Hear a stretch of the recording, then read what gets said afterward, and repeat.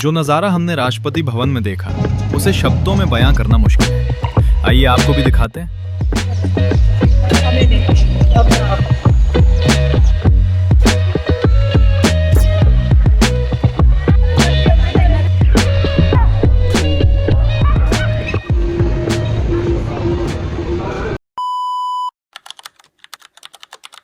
जैसे ही मैं राष्ट्रपति भवन के अंदर एंटर हुआ, वहां का माहौल देखकर एक अलग ही एहसास हुआ। देख सकते हैं आप। एक तरफ सोल्जर्स अपनी ड्यूटी पर पूरे सम्मान और अनुशासन के साथ खड़े थे।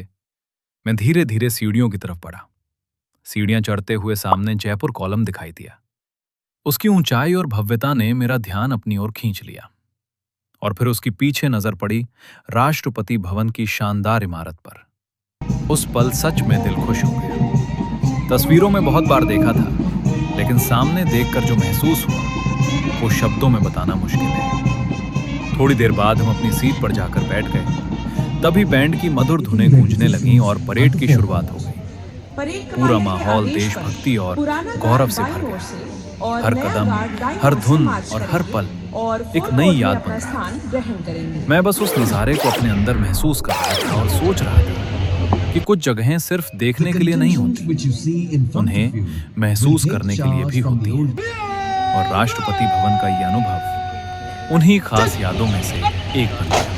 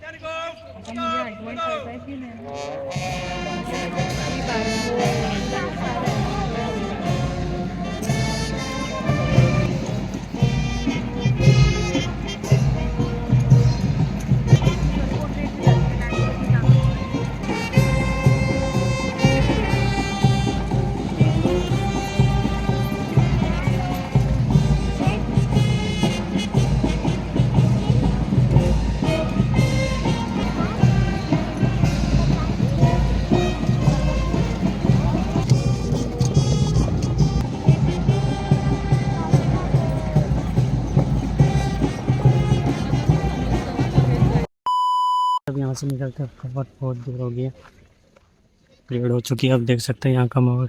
फोटो भी क्लिक करवा ली हमने यहाँ पे। ओके गाइस, तो मिलते हैं अभी आपको आगे। और ये बता सकते हो आप क्या चीज़ है तो बताना। सर यहाँ पे परेड खत्म हो गया, देख सकते हैं। यहाँ पे है कैंटीन और यहाँ पे सामान है जो कि आप देख सकते हो कैसे कैसे सामान है। कितने रुपए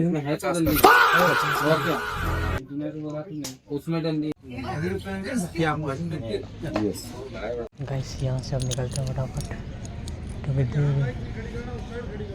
नहीं निकल रहे सर अब। तो गाइस यहाँ से निकलते हैं फटाफट क्योंकि लेट हो चुके हैं। अब थोड़ा कहीं देखते हैं घूमने के लिए। A few moments later. Rashtrapati Bhavan में सेरेमनी एंजॉय करने के बाद हम वापस आ रहे थे और तभी सोचा कि जब इतना दूर आए ही हैं तो सीपी भी घूम लेते हैं। बस फिर क्या था, हम सीपी की तरफ निकल पड़े। वहां पहुंचते ही एक अलग ही वाइब फील हुई। White colonial buildings, hustle bustle वाली स्ट्रीट्स और चारों तरफ ब्रांडेड स्टोर्स देखकर मजा आ गया।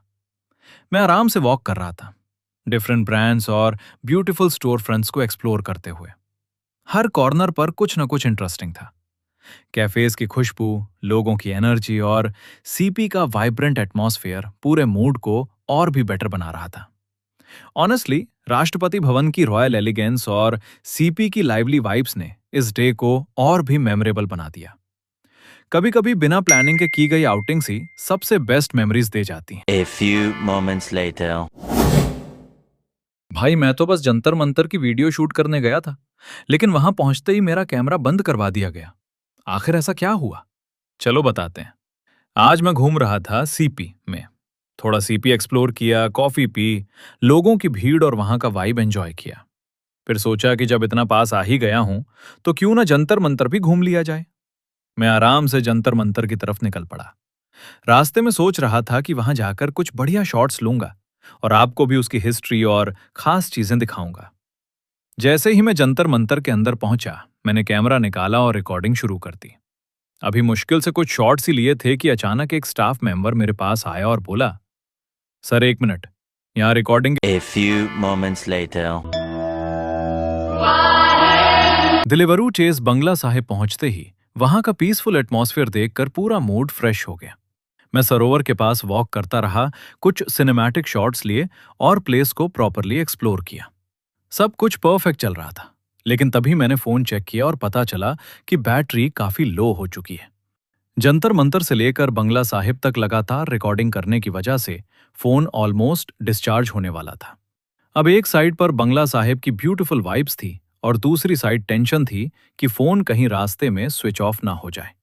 मैंने जल्दी से कुछ लास्ट क्लिप्स रिकॉर्ड किए और डिसाइड किया कि अब घर के लिए निकलना चाहिए। हेलमेट पहना, बाइक स्टार्ट की और बंगला साहिब को लास्ट लुक दिया। A few moments later. आज का व्लॉग यहीं एंड होता है। कमेंट करके बताओ आपको व्लॉग का कौन सा पार्ट सबसे ज्यादा पसंद आया। राष्ट्रपति भवन सेरेमनी रजिस्ट्रेशन का प्रोसेस जाना है, कमेंट करो, मैं बता दूंगा। Follow my Instagram for more updates and behind the scenes content. Thank you for watching.